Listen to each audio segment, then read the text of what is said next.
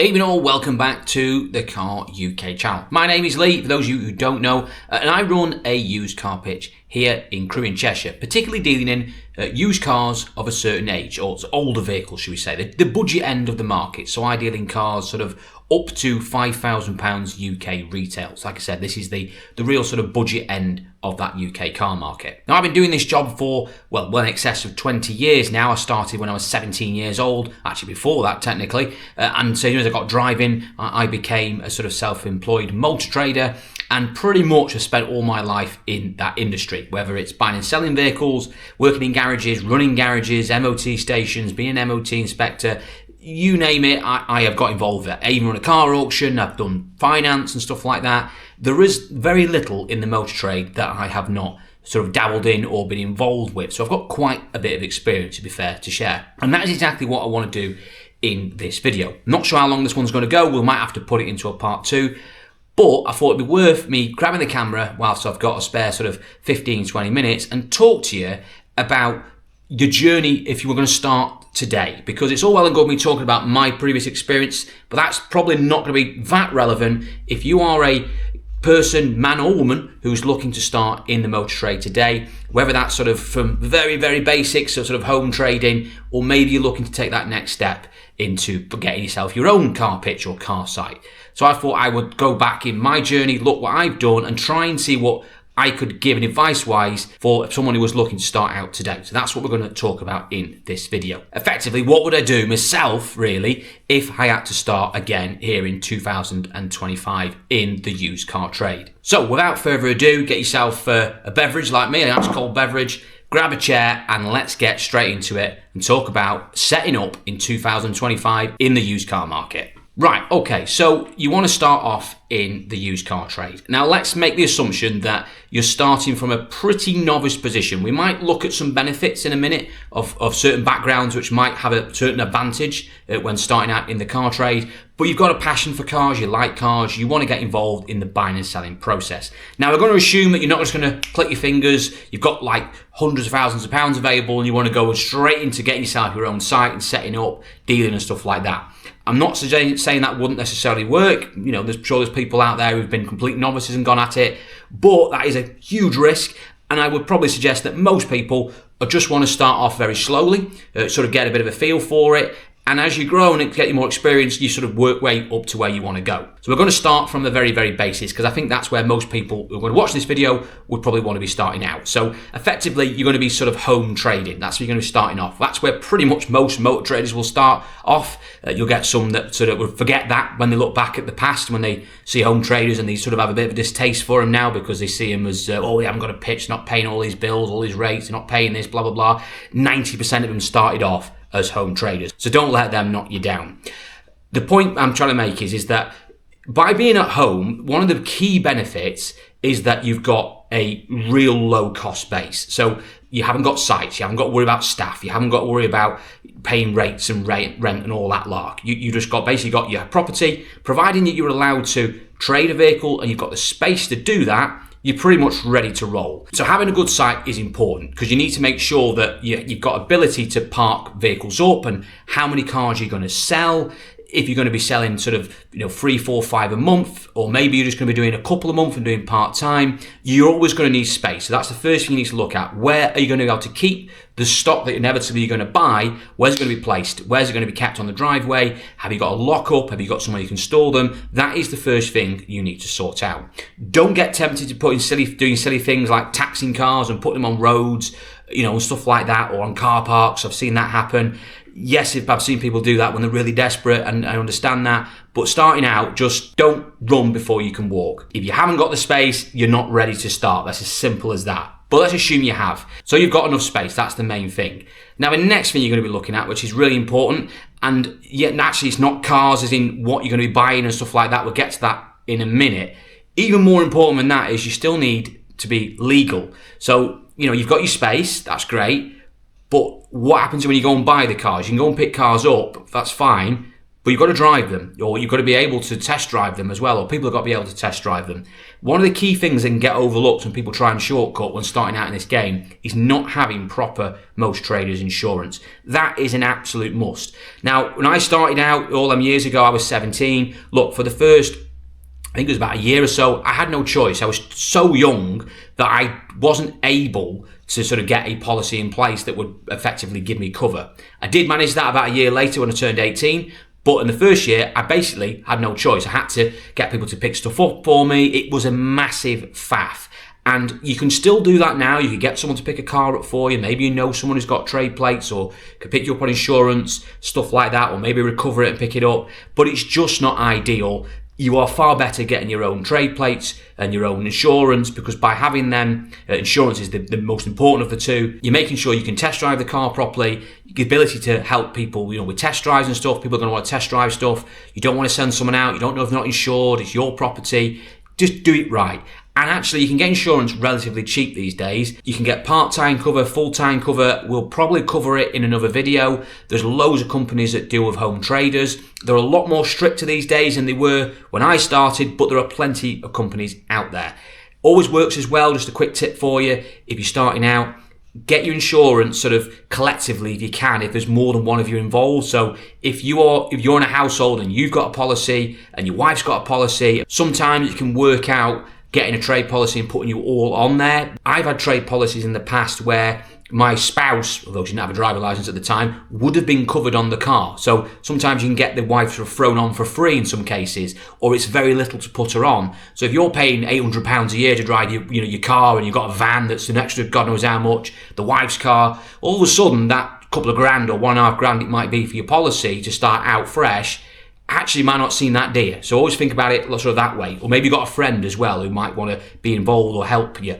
You could work out a way there that actually the cost of the insurance might not, it will probably be more than your policy. It's going to give you more ability to pick vehicles up. You're not got to worry about having to, get temporary cover or anything like that. You're far better off just getting an insurance policy in one hit, particularly if you're going to start out and be serious in this game. Because if you get caught, get points, you're going to lose your license. So you don't want that to be happening. So make sure you get proper insurance. Last as well on the insurance side as well, this one gets overlooked. Temporary cover policies. I did allude to it there. Be very careful with those. I know some people who get temporary policies to go and pick up cars they bought from auctions. The reality would be, look, if you got stopped, it's likely that you probably get away with it because you have got insurance, but they don't actually cover you for hire and reward and stuff like that. It's a business.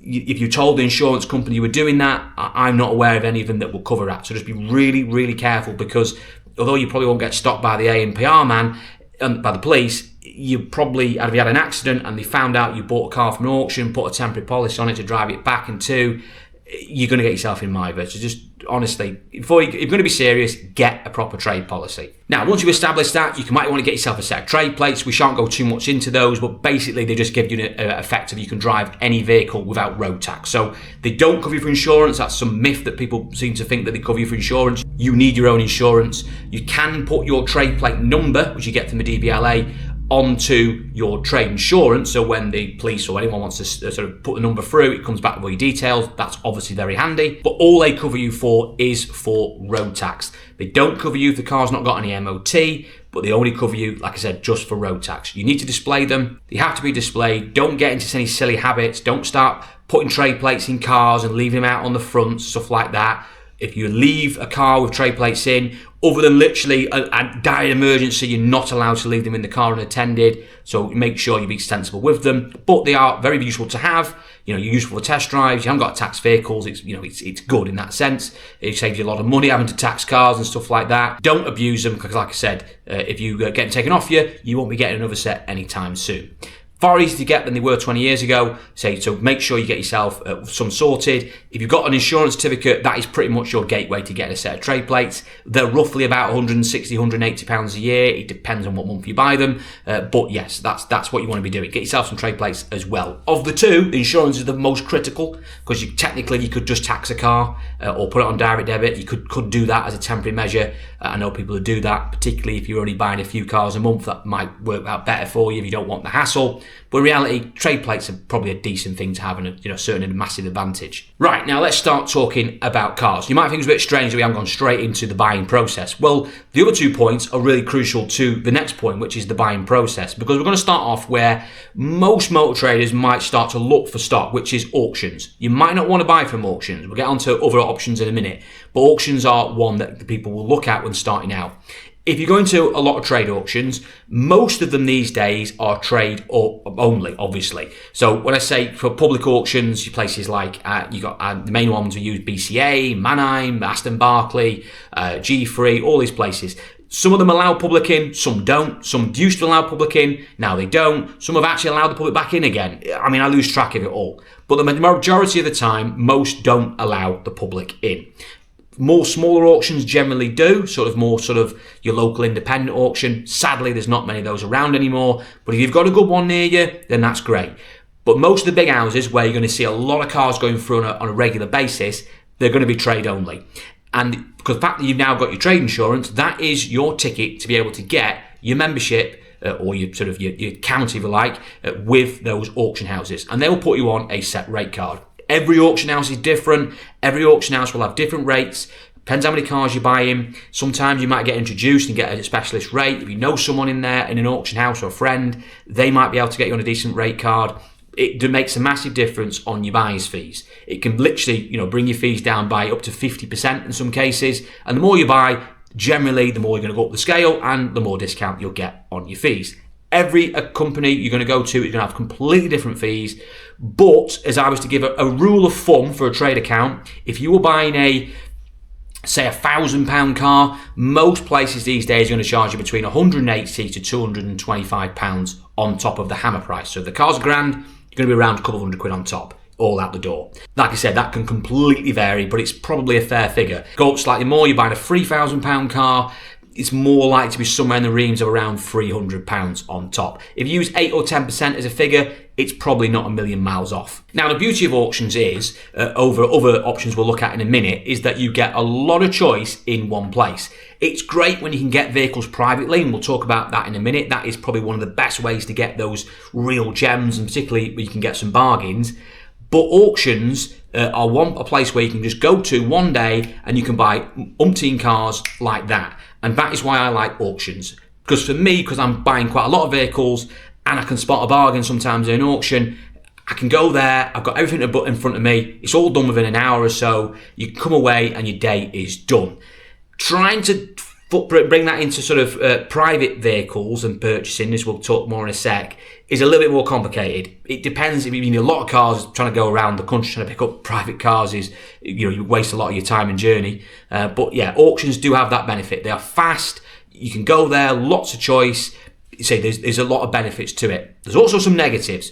We've talked about the fees already. That is a negative. You won't pay fees when buying privately, but generally the cars are going to be trade value, or most of them are going to be trade value. So at least you are going to get stuff that's competitively priced. But there is obviously that issue of you don't know what you're buying. It is effectively sold as seen. Some places come with reports, so you get an idea what's going on with the car, like a basic inspection. Take them with a pinch of salt. Don't rely on them like as gospel, because some reports are only as good as the person who's actually done the inspection, which in most cases is pretty shit. But it is a guide, so obviously do read them. I'm not saying not read them, but just don't bet your house on them.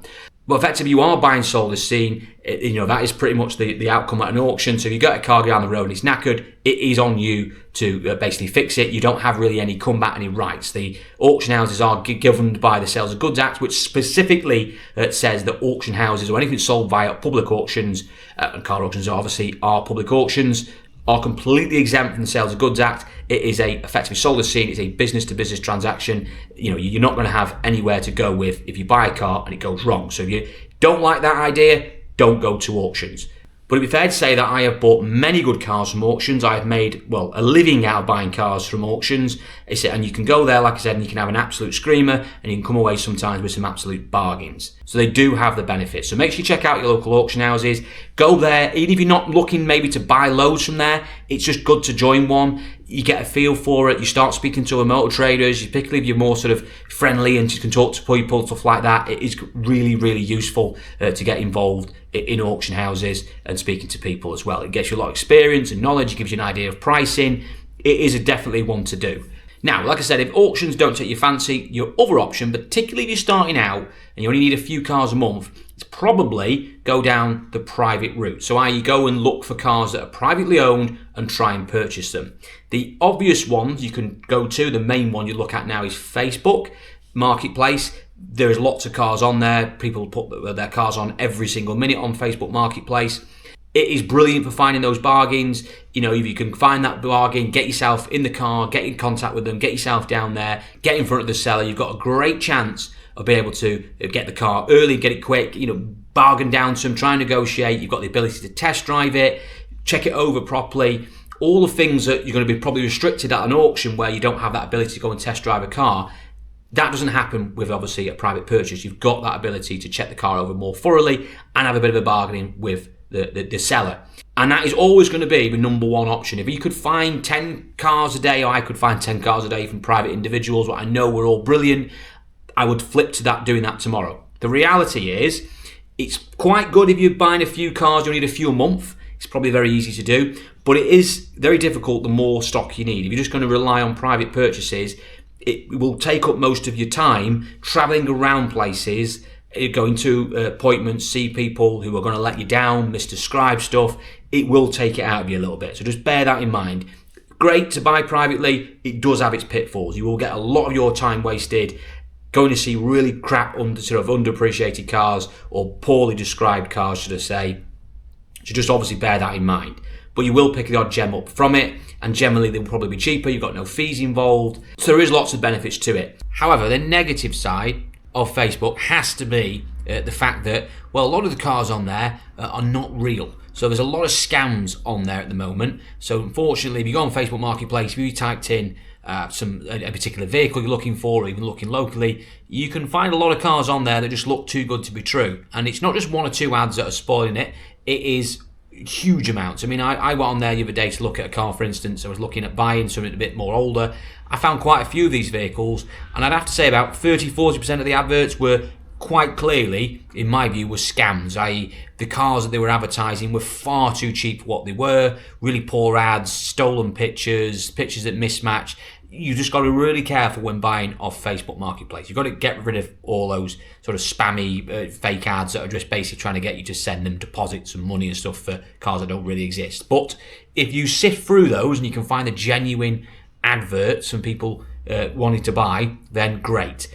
The other negative you're going to have with Facebook is there's a lot of competition out there. There are so many people now who use it because it's one of the major platforms for advertising cars, particularly the cheaper end, trying to make sure you're sort of fastest finger first, make sure you get in contact with someone, get yourself in front of them. If you can manage that, then great, but you will have a lot of competition. There's a lot of people out there who are basically home traders, maybe like you're going to become, but there's also some out there who aren't real motor traders. They're just sort of not even doing it properly, and they don't get proper trade insurance, and just playing at it, just trying to seize opportunity. Nothing wrong with that, but you are supposed to make sure you do things properly. You got to make sure you're proper legal, doing trade insurance, and standing by cars and making sure when they go out that they're properly, the right, and also obviously standing by your obligations. Because if you're just going to try and buy cars and flog them and think that you can walk away from it, then I tell you now, this game is not for you, as we'll probably talk about more in another episode. So anyway, they are the two main options. Auctions, private customers. I've used Facebook an example, but you can have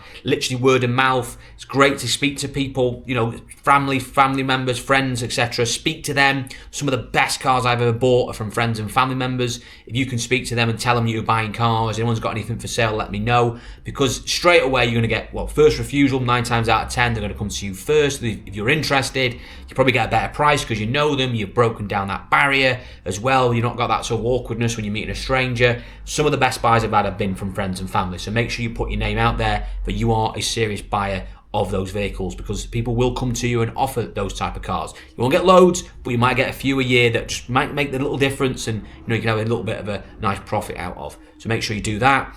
Other things as well you can do, obviously there's things like you can go on Auto Trader. Auto Trader is another big one. It's mainly more dealers these days compared to the old days when it was all the books and that. A lot of people used to put things in the papers and the magazines used to have. But there still is the odd private advert that goes on there. So obviously check them out. You can always find a bargain on Auto Trader. So obviously make sure you search locally, make sure you see the new adverts go on. Got to be quick, but there are opportunities there. Other opportunities, obviously, is eBay. eBay's another one. You can go on there and just buy on eBay, buy it nows, set yourself up whereby as soon as cars are listed, you can find some vehicles that just go on with buy it nows and they look really cheap. You might have opportunities there. You go through the full phase and go for bidding on vehicles as well and try and go and buy some by bidding on eBay. You can message people, although you're not really supposed to do this, and message them and try and see if they'll sell the car out of auction. There are lots of ways. The other one, finally, as well, we'll briefly touch on, is go and actually see dealers. So if you are going to certain dealers who are not likely to stock the sort of thing that you're buying, so if you're going to be buying stuff very similar like me, probably most people are going to start out buying the stuff that's a few £100 to a few £1,000s. Most people start off at that sort of level. If you're looking to buy that type of stuff, go into the dealers who aren't going to resell those vehicles. You can quite clearly see from the stock profile on their pictures, it's not the sort of stuff they're selling. Don't bother with the main agents. It's very unlikely you're going to get in there anyway, and most of them are tied up with auction houses. But you might have a little bit of luck going in, politely talking to the independent dealers. Even if you don't necessarily get offered a car, even just by leaving your name and number or a card or something, you might get a call in the future. Once you've got this first one under your belt and you've dealt with someone, you've been fair with them, and they've been fair with you obviously as well, you can build a little bit of a rapport up, and all of a sudden you might find yourself in a position where you can get regular stock from dealers. But you have to go and speak to these people. Most of the time you are just going to get sort of politely told to go away, but you need to try. So obviously you want to try and buy stock. If you can get stock from dealers, particularly if it's not vehicles that they are going to look to resell, they are really golden cars, genuine part exchanges.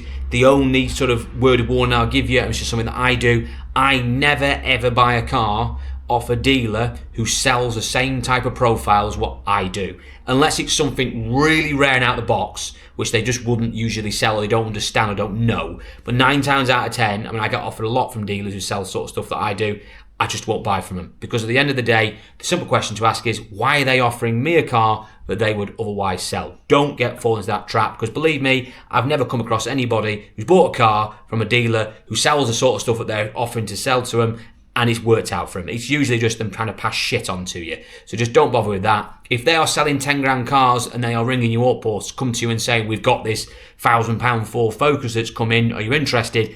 It's a genuine part exchange, because all they're going to do with it is take it to auction. Auction houses are a faff these days, particularly for independent dealers. Your big organisations, your big places that is getting 10, 20 cars going through there every week, part X's, they'll be picked up by the auction houses. They'll have all the cars collected, they'll be looked after. But the ones that just get the odd one now and then, they are the people who are really left home and dry by the auction houses, who don't really facilitate them anymore. So they need to get rid of vehicles. There's lots of platforms out there that can do that these days. But if you can build a relationship up with a local dealer, come in there and buy that type of stock off them, trust me, it is a lifesaver for them. They want the space, they want to get the cash back in as quick as we can. They don't want that hanging around. Some of them times they look unsightly compared to what other stuff they got on the pitch. So you're doing them a massive favour if you go in there, deal with them properly, be fair with them. Don't try and go in somewhere and lowball people thinking that you're going to get away with it, because these are dealers, they are very clever and they know what stuff's worth most of the time. So definitely look at that as a potential option as well. Finally as well, it's just like general social media stuff. Social media obviously works. I'm here now presenting a YouTube channel, so that can work if you're good at social media, TikTok, all that, trying to buy cars wanted, websites, if you're good with that type of thing, that is an avenue as well. There's all sorts of ways these days you can try and attract people to offer you vehicles. So it's just trying to find out which one suits you the best. Okay, right, so now we've talked about how we're going to sort of make sure you've got space and starting up, you've got the right sort of facilities from home. You've also got your trade insurance now sorted, and we know roughly where we're going to be looking to buy stuff from. We're going to go to auctions, we're going to go privately, looking at dealers, whatever it's going to be. We've got an idea. The next step we need to do is, now we're looking to buy cars, is how we're going to go on to basically prep these vehicles, what skill set you're going to need and sort of your knowledge you're going to need on that as well, and where the best place is, what your obligations are going to be as well, and what you might need to do about things like warranty, making sure you're standing by the Consumer Rights Act, advertising and more. And we're going to cover that in another video because it's too much to put into this one today. So we'll cover that in a part 2. or bring that one out next week for you. So make sure it'll be a week today from whenever this video is released, you'll catch the next video on that. So make sure you check that one out. I'll also link it in the end screen as well if you're looking back at this video at a later date. And for those of you who are new to the channel, then I definitely would suggest that you check out my other videos. Please like and subscribe as well to make sure you get the latest content. But in my other videos, I go to auctions a lot. Obviously, well, a lot is an understatement. I go there every week, buying vehicles. I talk about the vehicles in general that I'm buying, what I avoid, talking about the cars that can go wrong, why I don't buy certain vehicles, why I do buy certain vehicles, all sorts of things motor trade related. So definitely check out my vlogs by making sure you are subscribed to the Car UK channel. Right, I'm going to catch you all in the next one in about a week's time. I hope you enjoyed this one. Any comments, please get in that comment section below. Let me know. I will try and answer any questions for you, directly regarding this subject. Thanks again, and I'll see you all in the next one.